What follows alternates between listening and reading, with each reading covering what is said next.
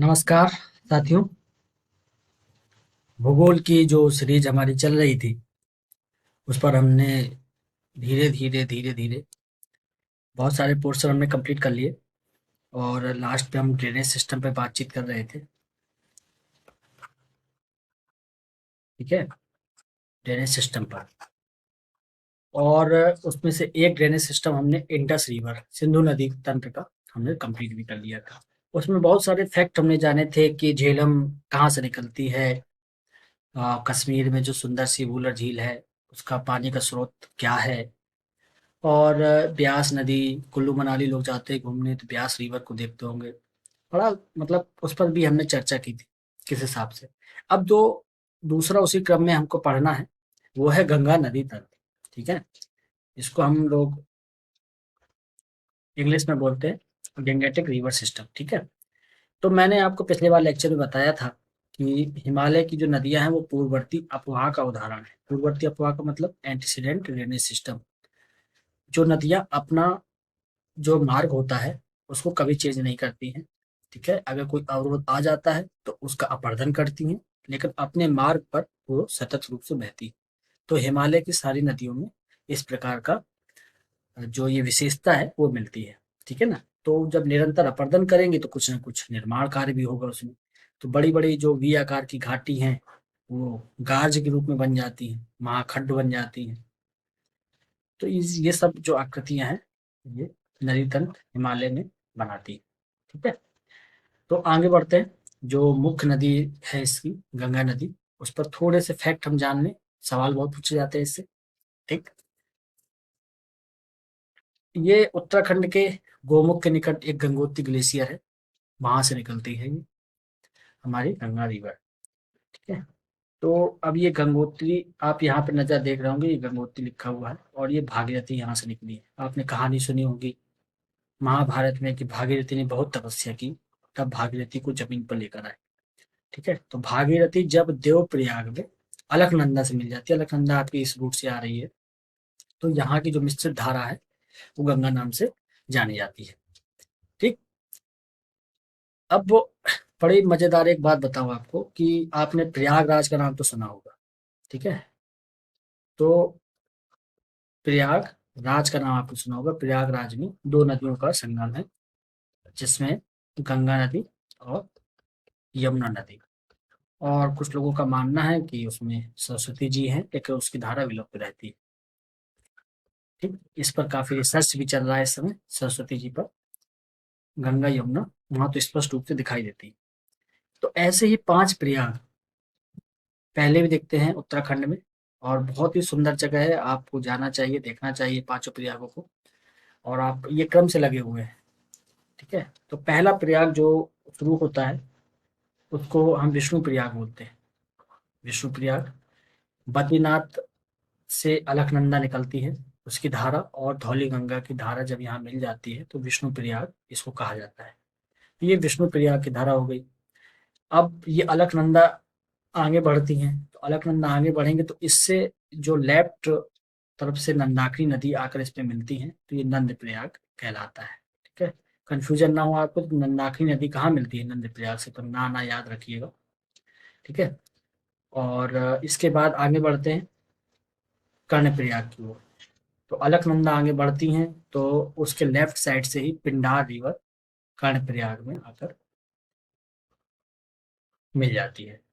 तो इसके बाद फिर आगे अलकनंदा बढ़ती है। आप केदारनाथ से इधर मंदाकिनी आ रही है और ये रुद्रप्रयाग में मिल जाती है। तो ये थोड़ा सा नदी इंपॉर्टेंट है मंदाकिनी केदारनाथ, क्योंकि धाम बहुत इंपॉर्टेंट है। ये 12 ज्योतिर्लिंग में से आता है। ठीक है, तो मंदाकिनी कहाँ, केदारनाथ, ये आपको याद भी हो जाएगा एक दो बार देखेंगे तो। ये केदारनाथ की आपने घटना सुनी होगी केदारनाथ वाली, तो यही है वो। ठीक है, तो रिवर आ रही थी तो बीच में अवरोध उत्पन्न हो गया, और 2014 में जो भीषण तबाही हुई थी केदारनाथ की वो तो बहुत ही खतरनाक थी। और आगे बढ़ते अलकनंदा जब फाइनली देवप्रयाग में आ जाती है और यहाँ पर भागीरथी से मिलती है तो इसकी जो मिश्रित धारा है वो गंगा कहलाती है। और फिर आगे जाकर गंगा मैदान में हरिद्वार के निकट मैदान में आ जाती है। ऊपरी मैदान वहां से चालू हो जाता है, फिर गंगा पूरा क्रम करते हुए बंगाल की खाड़ी में जाकर गिर जाती है। अब इसको मैंने शॉर्ट नोट्स के रूप में थोड़ा सा याद रहे आपको, मैंने यहाँ शॉर्ट बना दिया है थोड़ा सा। आप यहाँ देखिए, ये विष्णु प्रयाग है, यहाँ धौली गंगा मिलती है अलकनंदा से। फिर नंद प्रयाग है, नंदाकिनी मिलती है। कर्ण प्रयाग और पिंडार मिलते हैं। और रुद्रप्रयाग में आपकी मंदाकिनी नदी मिलती है। देवप्रयाग में भागीरथी मिल जाती है। तो ये 5 प्रयागों का क्रम आपको क्रमवार याद होना चाहिए। बहुत ही सुंदर जगह है, आपको जाना चाहिए। और विष्णु प्रयाग जो है ना, ये विष्णु प्रयाग को जब आप जाएंगे तो वहाँ एक जगह है जोशीमठ, मैं गया हुआ हूँ। और इधर से करीब 30 से 40 किलोमीटर दूर पर आपने सुना होगा उत्तराखंड की बहुत ही सुंदर फूलों की घाटी है। ठीक है ना, फूलों की घाटी भी आपको जाने का मौका मिल जाएगा अगर आप यहाँ जाते हैं।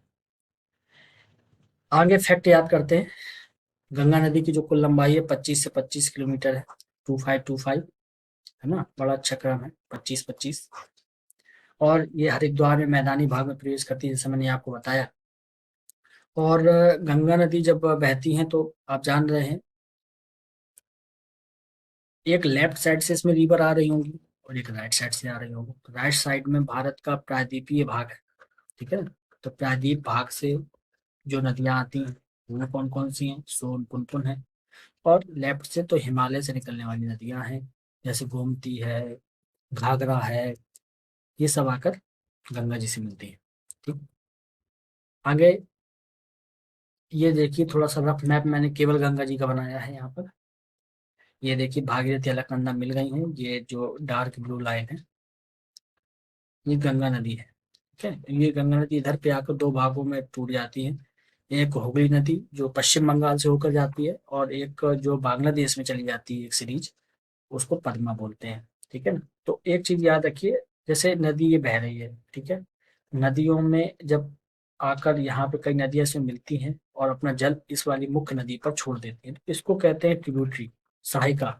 ठीक है, इसको सहायिका बोलते हैं। ठीक है। और जब आगे नदी में इतना गाद जमा हो जाता है, इतना अवसाद जमा हो जाता है कि ये मुख्य धारा में आगे ले नहीं जा पाते, तो कई छोटी छोटी शाखाओं में ये फिर बढ़ जाती है। इसको बोलते हैं वितरिका। ठीक है ना, वितरण करने वाली वितरिका। ठीक है ना, तो कंफ्यूज मत होइएगा, इसको डिस्ट्रीब्यूटरी बोलते हैं इंग्लिश में। ठीक है ना, डिस्ट्रीब्यूशन हो रहा है ना, डिस्ट्रीब्यूशन, एक ये शाखा निकल गई, ये शाखा निकल गई। तो ये जो पद्मा और हुगली है ना, ये गंगा की वितरिकाएं हैं। ठीक। तो एक नजर डाल लें यहाँ पर, तो पहले लेफ्ट में आकर मिलती है रामगंगा। ये जिम कार्बेट पार्क से आकर गुजरती है। जिम कार्बेट पार्क कहाँ पर है? उत्तराखंड में है। ठीक। और बहुत बड़ा पार्क है जिम कार्बेट नेशनल पार्क, यहाँ से रामगंगा गुजरती है। और फिर गोमती आकर मिलती हैं, घाघरा आकर मिलती है, गंडक, कोसी। और सबसे लास्ट में जो पूर्वोत्तर नदी है वो महानंदा है। ठीक, महानंदा सबसे लास्ट में आकर गंगा जी में मिलती है। और लेफ्ट से अगर, सॉरी, राइट से अगर देखा जाए तो यमुना नदी पहले, जो सबसे बड़ी मुख्य नदी है, समांतर एक तो बहकर आती है, क्योंकि आपने यमुनोत्री ग्लेशियर ये है इधर पे और गंगोत्री ग्लेशियर यहाँ है। तो पहले एक तरीके से समांतर रूप से बहती है और लास्ट में बहकर ये आपके प्रयागराज के समीप, प्रयागराज में यमुना जो है भागीरथी से मिल जाती है। ठीक है ना। तो आप प्रयागराज में ही हर साल माघ मेला, कुंभ मेला आपने देखा होगा, बड़ा फेमस है। 12 साल पे महाकुंभ होता है, 6-6 साल पे अर्ध कुंभ होता है। तो यमुना नदी और भागीरथी, सॉरी, गंगा जिसको हम वहां पर बोलते हैं, ये मिलती है, ये मिलन संगम स्थल है। और कुछ प्रमुख नदियां हैं जो आपके राइट हैंड से मिलती हैं, इसमें एक टोंस नदी है। ठीक है, ये भी प्रयागराज के समीप मेजा के पास मिलती है। शोर नदी है। ठीक है, और हुगली में मयूराक्षी है, दामोदर है। अभी इसका एक मैप मैंने डाला हुआ है, उस पर देखेंगे तो स्पष्ट समझ में आ जाएगा। यमुना नदी, थोड़ा सा इसकी जानकारी लेते हैं। यमुना पश्चिम की सबसे लंबी सहायक नदी है गंगा जी की। ठीक है, सबसे लंबी सहायक नदी पश्चिम से आकर मिलती है। और ये बंदर पूछ, जो वहां पर हिमनद है, वहां से निकलती है, यमुनोत्री ग्लेशियर बोलते हैं। और बंदर पूछ ग्लेशियर है। यमुना की दाहिनी सहायिकाएं चंबल, सिंधु, बेतवा, केन है। अब ये चारों नदियां क्यों इंपॉर्टेंट हैं? ये बुंदेलखंड का आपने नाम सुना होगा। बुंदेलखंड में ये चारों नदी बड़ी इंपॉर्टेंट है। और अभी हाल में चर्चा भी चल रही थी कि बेतवा को यमुना से मिलाना है। ठीक है ना, सॉरी, बेतवा को केन से मिलाना है। पन्ना नेशनल पार्क का विवाद चल रहा है। तो पन्ना नेशनल पार्क इसके बीच में आता है। इन दोनों को मिलाने की बातचीत चल रही है ताकि इनका जो अतिरिक्त जल है बुंदेलखंड को प्रोवाइड कराया जा सके, ताकि किसानों की जो वहाँ की समस्या है जल वाली उसको कम किया जा सके। इसकी लेफ्ट में जो सहायिकाएं हैं वो हिंडन है, रिंधर सिंगर हिंडन, ये नाम याद रखिएगा। हिंडन एयरपोर्ट आपने नाम सुना होगा, अभी बन रहा है, ठीक है ना। और वर्तमान सरकार का बड़ा लक्ष्य है इसमें, यूपी सरकार का, जो आपके नोएडा में बन रहा है हिंडन एयरपोर्ट। तो हिंडन रिवर आपके नोएडा पे जाकर यमुना से मिलती है। तो वही मैंने आपको दिखाया है। ये देखिए, ये यमुना है, यमुनोत्री ग्लेशियर से आई। यहाँ पर इसके दाईं ओर चंबल है, सिंध है, बेतवा है और केन है। और इसके लेफ्ट से हिंडा नदी आकर मिल जाती है। और ये लास्ट है फाइनली जाकर प्रयागराज में गंगा से मिल जाती है। ठीक। अब इसको बड़े मैप में देख लेते हैं। ये देखिए, इधर पे आप समझ पा रहे हैं गंगा रिवर, ये आपकी गंगा रिवर हो गई, ठीक है। ये यमुना हो गई, पहले समांतर एक दूसरे से बह रही हैं, लास्ट में यमुना जाकर इलाहाबाद के समीप, जिसको प्रयागराज कहते हैं, वहां पर जाकर गंगा जी से मिल जाती है। और ये फिर आपके लेफ्ट से आ रही है चंबल, बेतवा, तमसा, ये सब जो नदी है ये आपकी लेफ्ट ट्रिब्यूटरीज है। तमसा तो आपके गंगा की है, इसको टोंस बोलते हैं, तमसा इसको लिख दिया है टोंस। और ये बेतवा है, केन है, यहाँ पर ये यमुना में मिलती है और गंगा में भी कई नदियां, रामगंगा, गोमती, गंडक, कोसी, ये सब जो नदियां हैं आपके लेफ्ट हाथ से गंगा जी से मिलती है। अब ये लेफ्ट राइट कैसे पता चलता है, ये भी कभी कभी कंफ्यूजन हो जाता है किसी को। देखिए, गंगा नदी जहाँ से उत्पन्न, यहाँ से उसका उद्गम स्थान हुआ, ठीक है। अब ये ऐसे बह रही है, इसका पानी का बहाव किस तरफ है, इस तरफ, इसी तरफ आप मुंह करके खड़े हो जाइए। आपका जो लेफ्ट होगा वो लेफ्ट भीतर का, लेफ्ट साई का होगा। आपका जो राइट होगा वो राइट साई का होगा। तो इधर से जो आके मिलेगी उसको हम लेफ्ट साई का बोलेंगे, और इधर से जो मिलेगी उसको राइट साई का बोलेंगे। ठीक है, कंफ्यूजन दूर। आगे चलते हैं, गंडक नदी। गंडक क्यों इंपॉर्टेंट है, ये भी सदा नीरा नदी है, ठीक है ना, हमेशा से पानी रहता है। हालांकि अगर हिमालय से आ रही है तो उसमें पानी लगभग 12 मास मिलेगा, ठीक है। इसको काली गंडक या त्रिशूल गंगा के संगम से बनती है, ठीक है, दो नदियों के संगम से बनती है। और ये इम्पोर्टेंट क्यों है, क्योंकि आपने सुना होगा जब महात्मा गांधी ने अपना सत्याग्रह किया था वो चंपारण में किया था ना। चंपारण जो जिला है वो बिहार में है, और चंपारण जिले में ये नदी है वो प्रवेश करती है बिहार। ठीक। तो गंडक नदी का चंपारण जिले से लेना देना है। और चंपारण में एक पार्क है, वाल्मीकि टाइगर रिजर्व, ठीक है ना, इकलौता टाइगर पार्क है ये, टाइगर पार्क। तो ये जब टाइगर पार्क पढ़ेंगे तो वहां पर फिर नाम आएगा, यहाँ मैंने आपको बता दिया जानकारी के लिए। ये कोसी नदी है। कोसी नदी को तो लोग सुनकर ही बहुत कांपते थे, क्योंकि बिहार का शोक कहलाती है। कारण क्या है इसका, बिहार का शोक क्यों कहलाती है, हिमालय से आती थी, ये 6-7 नदियों का एक समूह है। तो बहुत अपर्दन किया, अपर्दन करने के बाद इसमें बहुत ढेर सारा अवसाद जमा हो जाता था। तो ये इसकी जो मतलब जो इसका क्षेत्र है वो छोटा है, अवसाद बहुत लाती है। तो यहाँ पर इसका मार्ग जो है ना बार बार अवरुद्ध हो जाता था, तो ये बार बार अपना रास्ता चेंज कर देती थी। इस वजह से बिहार में लगातार इसकी बाढ़ जो है ना वो आती रहती है, मार्ग बदलने के कारण। तो इसको बिहार का शोक कहा जाता था। अब धीरे धीरे समस्या कम हो रही है, लेकिन अभी भी बिहार में काफी ये तबाही मचा देती है बरसात के समय। Ramganga, Ramganga Jim Corbett National Park से गुजरती है। मैंने बताया जिम कार्बेट नेशनल पार्क बहुत अच्छी जगह है, मौका मिले तो जरूर जाना चाहिए, ठीक है। और ये कुमायूं हिमालय से इसका उद्गम होता है, रामगंगा। और ये जिम कार्बेट नेशनल पार्क से गुजरती है और आपके कन्नौज के निकट। ये कन्नौज क्यों याद रखना पड़ेगा, क्योंकि यूपी पीसीएस से पूछा जाएगा आपसे कि रामगंगा कहाँ जाकर गंगा से मिलती है, तो कन्नौज जिले में जाकर गंगा से मिल जाती है। ठीक। आगे चलते हैं, घाघरा के बारे में पढ़ते हैं, ठीक है। इसे करनाली भी कहते हैं, ठीक है। अब देखिए, ऐसे ये धारा आ रही है, एक धारा ये आ रही है, ऊपर ये दोनों जब मिक्स हो जाती है तब इसको घाघरा कहते हैं। इस वाले पोर्शन को शारदा कहते हैं। तो शारदा, करनाली जब दोनों मिलकर बहती है तो इसको घाघरा कहते हैं। तो ऊपरी वाले हिस्से में इसका नाम शारदा करनाली है, लास्ट निचले वाले हिस्से में इसको घाघरा बोलते हैं। ठीक है, ये आपके कहाँ से निकलती है, ये मापचाचुंग ग्लेशियर से निकलती है। ये ग्लेशियर क्यों याद रखना है आपको, क्योंकि सबसे ज्यादा पेपर में पूछा जाता है कि घाघरा कहाँ से आती है, और ये इंपॉर्टेंट क्यों हो जाता है। ये आप देख रहे हैं मानसरोवर झील के समीप, ठीक है ना, मानसरोवर झील के समीप से कौन नदी निकलती है, मैंने आपको बताया था इंडस, ठीक है ना। फिर जब सतलुज के बारे में मैंने पढ़ाया था तो ये भी करीब मानसरोवर झील के पास से ही गुजरेंगे। और जब आप ब्रह्मपुत्र नदी के बारे में पढ़ेंगे तो ये भी मानसरोवर के करीब नजदीक से आती है। ठीक है, तो इसका बड़ा ऐतिहासिक महत्व है। जब भूगोलिक संदर्भ में इसको पढ़ा जाता है तो ये लगता है कि यहीं से ये बहुत बहुत बड़ी नदी बहती रही होगी कभी, और यहाँ पर उसका विखंडन हो गया, 2-3 भागों में ये नदियां बह अलग अलग हो गई। ठीक है, तो इसलिए घाघरा इंपॉर्टेंट है। घाघरा कहाँ से गुजरती है, तो ये ग्लेशियर आपको नाम याद होना चाहिए, मापचा चुंग ग्लेशियर। ठीक है, अब एक इंपॉर्टेंट फैक्ट बताता हूँ आपको गोमती नदी के बारे में।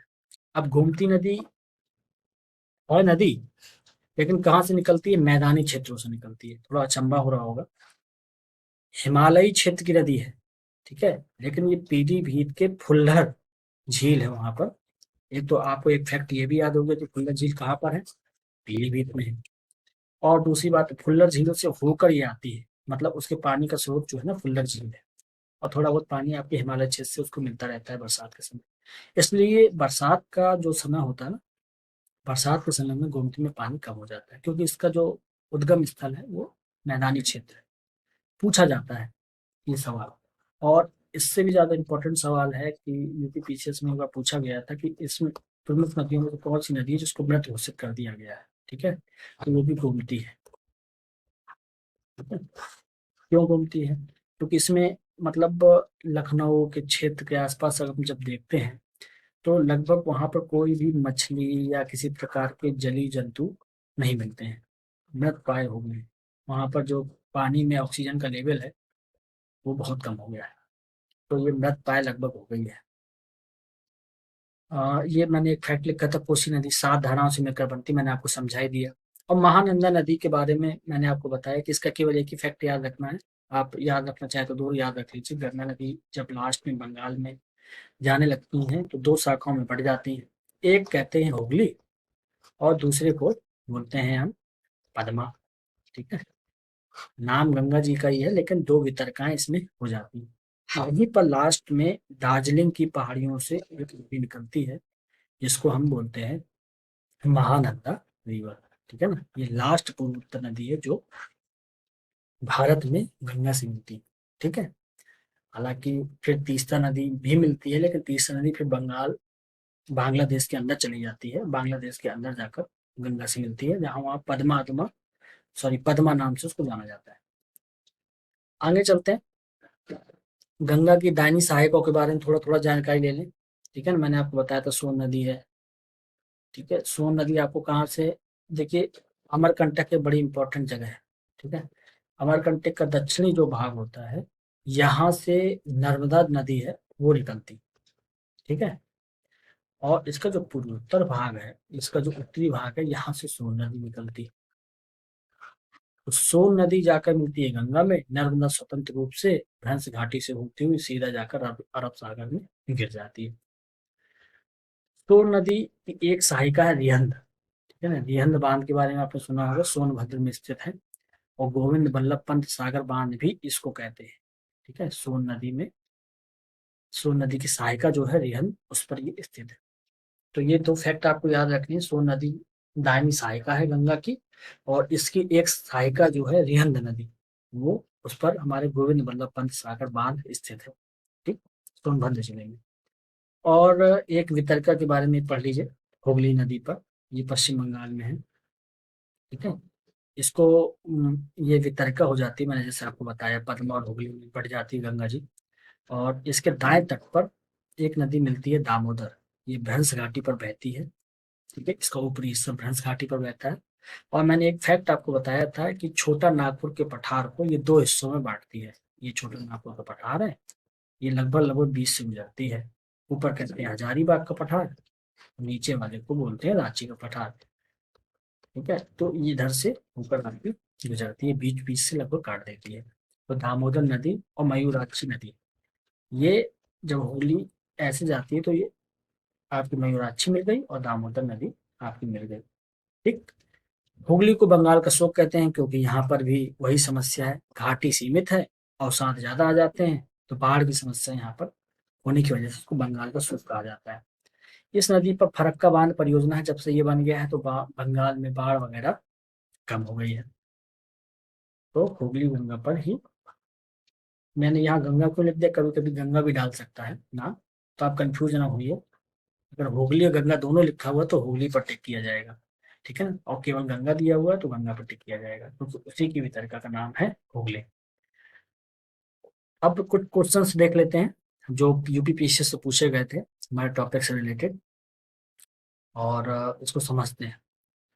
अलकनंदा भागीरथी के संगम पर देवप्रयाग स्थित है, ठीक है। तो आप ये समझ लीजिए, इसको याद करने का अच्छा तरीका है कि भागीरथी अलकनंदा कहाँ मिलती है, तो देवप्रयाग में मिलती है। ठीक। ये कैसे याद कर लीजिएगा, मान लीजिए देवताओं ने ही सीधा भागीरथी को बुलाया, फिर वहां से गंगा जी निकलना चालू हो गई, तो ये याद हो जाएगा आपको। रुद्रप्रयाग, अलकनंदा और मंदाकिनी।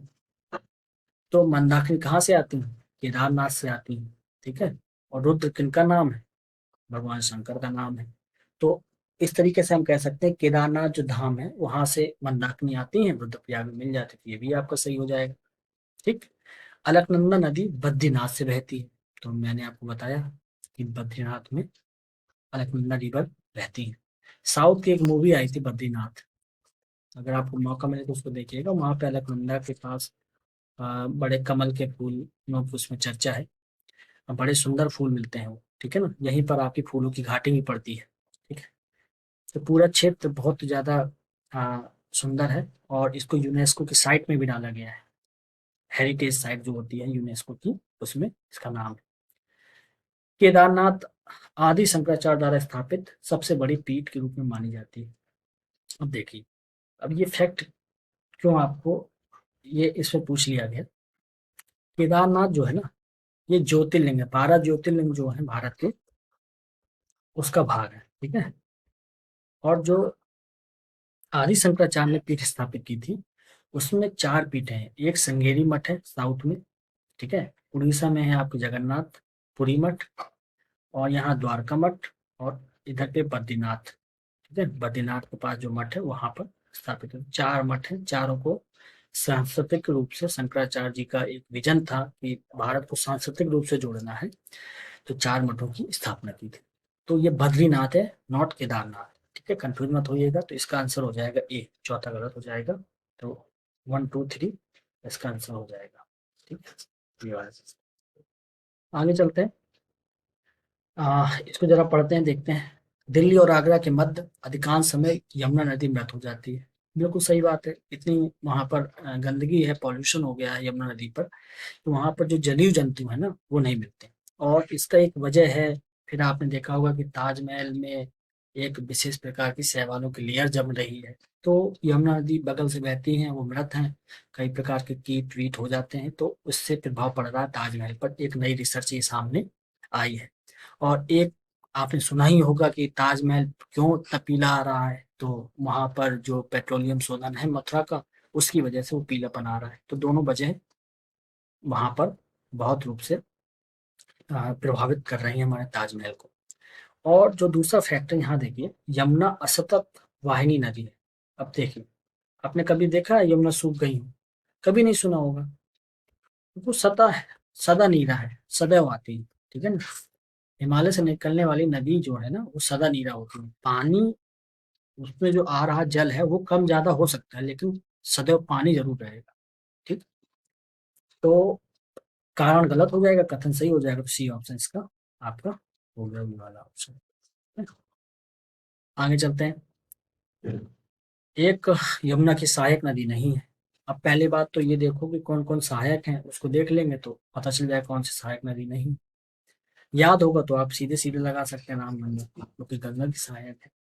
लेकिन बेतवा, केन, चंबल, इसके बारे में अगर आपको जानकारी होगी ना, तो यही तरीका होता है आंसर करने का, कि जानकारी आपको ये पता हो कि क्या नहीं हो सकता, तो आप सबसे ज़्यादा सही क्वेश्चंस कर पाए जो कर सकते हैं आप। वो कारण क्या होता है कि पीसीएस में जितना भी पूछा जाएगा, वो आप करीब 50 से 60% में तो श्योर होंगे, लेकिन उतने से सिलेक्शन नहीं होता ना। हम 80% तक ले जाना है, 75 से 80 ले जाना है, तो ये जो परसेंटेज बढ़ाएगा, ये इसी तरीके से बढ़ेगा जब आपको ये पता हो कि सवालों को हल कैसे करना है। सबसे पहले उनको अलग कीजिए जो आंसर नहीं हो सकता। ठीक, आगे चलते हैं। यमुना नदी का उद्गम स्थान है। ठीक, मैंने कहा था यमुना नदी और बंदरपूछ ग्लेशियर का नाम है, जहाँ से वो निकलती है। इसका आंसर भी हो जाएगा। तो इस प्रकार हमने चीज़ों को समझा और जाना आज हमने थोड़ा थोड़ा कि किस प्रकार से गंगा की दाहिनी सहायिका कौन है, बाई सहायिका कौन है, फुल्लर झील से गोमती नदी निकलती है और नहर को हमने समझा। ठीक है, और इधर पे पंचप्रयाग कैसे हैं, देवप्रयाग, रुद्रप्रयाग, कर्णप्रयाग, नंदप्रयाग, विष्णुप्रयाग, इनका क्रम क्या है, इन सब चीज़ों को जाना। ये सीधा वन लाइनर पूछे जाते हैं या मैचिंग टाइप के सवाल इसमें आ जाते हैं। ठीक है, तो इतने में आपको फोकस रखना है, इन चीज़ों को ध्यान रखना है। चलिए, तो फिर नेक्स्ट वीडियो में जब ब्रह्मपुत्र नदी तंत्र पढ़ेंगे, वो भी बहुत इंपॉर्टेंट है। उसमें भी सवाल ज़्यादातर इसी का पूछा जाता है कि इसकी सहायिकाएँ कौन-कौन सी हैं, या किन नेशनल पार्क से होकर गुजरती है, या फिर इसमें अगर बाढ़ आती है तो क्यों आती है, या कुछ अन्य विशेषताएँ। उसी पर हम लोगों का जो पढ़ाने का अ अ, एक केंद्र बिंदु रहेगा, इसी के इर्द-गिर्द रहेगा जो हमारे पीसीएस के लिए इम्पोर्टेंट है। ठीक है? ओके, नमस्कार।